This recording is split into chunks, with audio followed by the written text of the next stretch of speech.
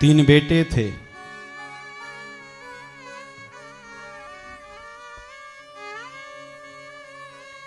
तीनों की पत्नियों ने आपस में मीटिंग करी।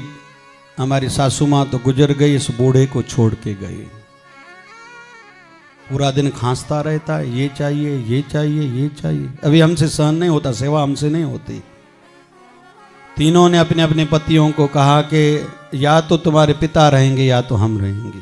कुछ दिनों तक घर में कलह चला। निर्णय लिया गया कि बाबा को कहीं छोड़ के आते हैं। सवेरे दिन निश्चित किया गया। एक बेटे पर काम रखा गया, आप गांव के बाहर थोड़ा दूर जाओगे, वहां जो गांव में मेला है लगा हुआ है, वहां बापूजी को छोड़ के आए। 2 बेटे दुकान पर गए।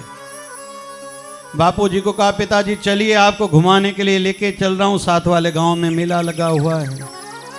पिताजी कहते बेटे मेरे से तो चलना नहीं होता। बोले नहीं चलो आपको मैं दिखा आता हूं। पिता ने कहा मुझे कोई इच्छा भी नहीं है। बोले नहीं आपको चलो घुमा के आता हूं। चलो तुम्हारी मर्जी। पिताजी को उठाया, जैसे तैसे उस गांव में पहुंचा जहां मेला लगा हुआ था। मेले के बीच में एक वृक्ष था, वृक्ष के नीचे बिठाया। पिता को कहा कि आप यहां बैठिए, मैं आपके लिए कुछ खाने के लिए लेके आ रहा हूं, आप यहां ठहरो, मैं आता हूं। जब ये जाने लगा तो पिता हंसने लगा। जैसे जोर से हंसा तो इसकी नजर गई बेटे की पिता की ओर। फिर बेटे के देखे देखे पिताजी रोने लगे। बेटे को आश्चर्य हुआ, पिताजी हंस क्यों रहे हैं? मैं तो इनके लिए खाने के लिए चीज को लेने के लिए जा रहा था, इनको कह के फिर रो रहे हैं मेरे पिताजी। बेटा आया, बोले पिताजी आप हंसे क्यों, फिर रोए क्यों? बोले छोड़ो इस बात को, तुम मेरे लिए खाने के लिए कुछ लेने के लिए जा रहे थे, जाओ लेके आओ। बोले नहीं पहले ये बताओ आप हंसे क्यों फिर रोए क्यों? बोले हंसा तो इसलिए मुझे पता है तुम लौट के नहीं आओगे। मुझसे झूठ कह के जा रहे हो कि तुम मेरे लिए खाने की वस्तु कुछ चीज लेने के लिए जा रहे हो, मुझे पता है तुम लौट के नहीं आओगे।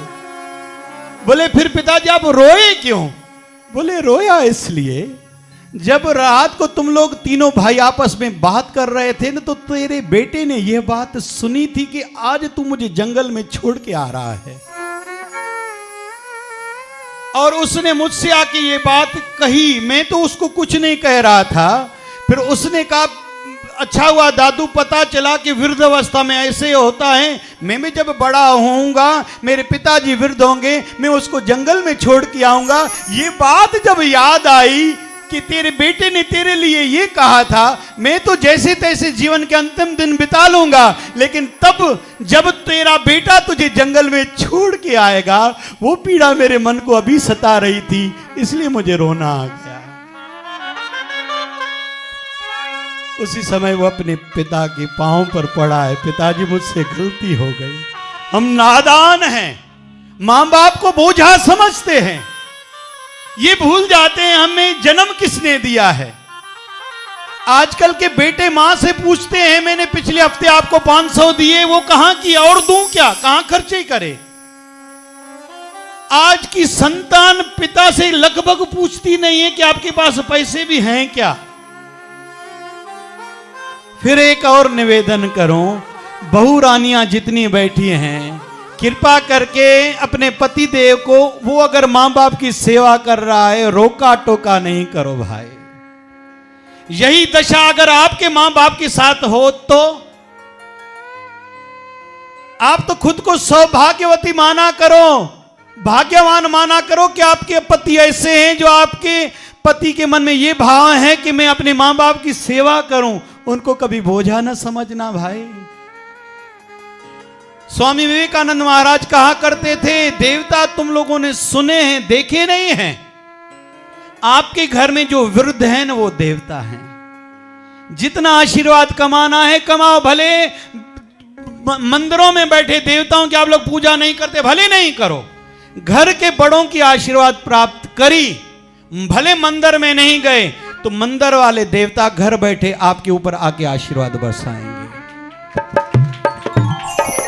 उसके विपरीत मंदिर वाले, शिवालय, देवालय वाले ठाकुरों की, देवताओं की तुम लोगों ने पूजा करी और घर के देवता नाराज हैं, याद रखना उतनी आशीर्वाद आपको नहीं मिलेगी जितना आप चाहते हो।